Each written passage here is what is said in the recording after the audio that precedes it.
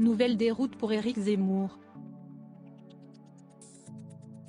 Le candidat de Reconquête vient à peine d'essuyer 2 revers dans les urnes, aux élections présidentielles puis aux élections législatives, qu'il se voit à présent exclu de la piscine d'un hôtel parisien de renom pour mauvaise conduite. Cette information révélée par le Canard enchaîné ce 22 juin risque encore d'assombrir le portrait du polémiste, dont le comportement est mis en cause au sein de son propre parti.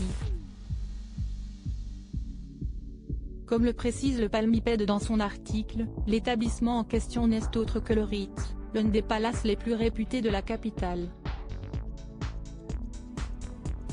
Fréquentant le bassin dès les premières heures de la journée depuis l'été 2020, Éric Zemmour aurait fait des vagues dans le club très prisé, dont l'abonnement s'élève entre 5 500 et 7 000 € à l'année.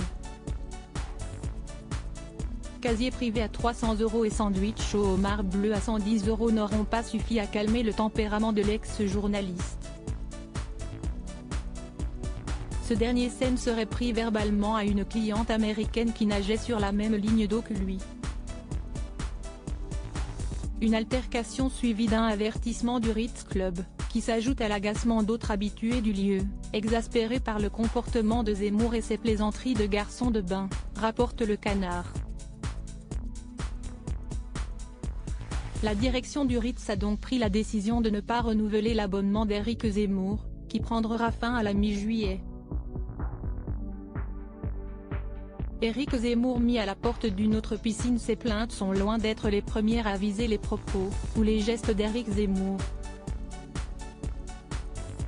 Si l'on met de côté ses condamnations et les accusations d'agression sexuelle dont il fait l'objet, la star de Knouné n'est pas à sa première controverse. Outre son oubli de passer à la caisse du magasin Le Bon Marché en février dernier, également ébruité par l'hebdomadaire, l'homme politique se serait vu refoulé d'une autre piscine privée. Celui qui qualifie de bobard les révélations du journal aurait été refusé de la piscine du Cercle de l'Union Interalliée. Selon l'Express, cité par le Canard, la candidature d'Éric Zemmour pour intégrer l'institution aurait été rejetée en 2019, après que plusieurs membres ont témoigné du prosélytisme qu'il pratiquait dans les vestiaires.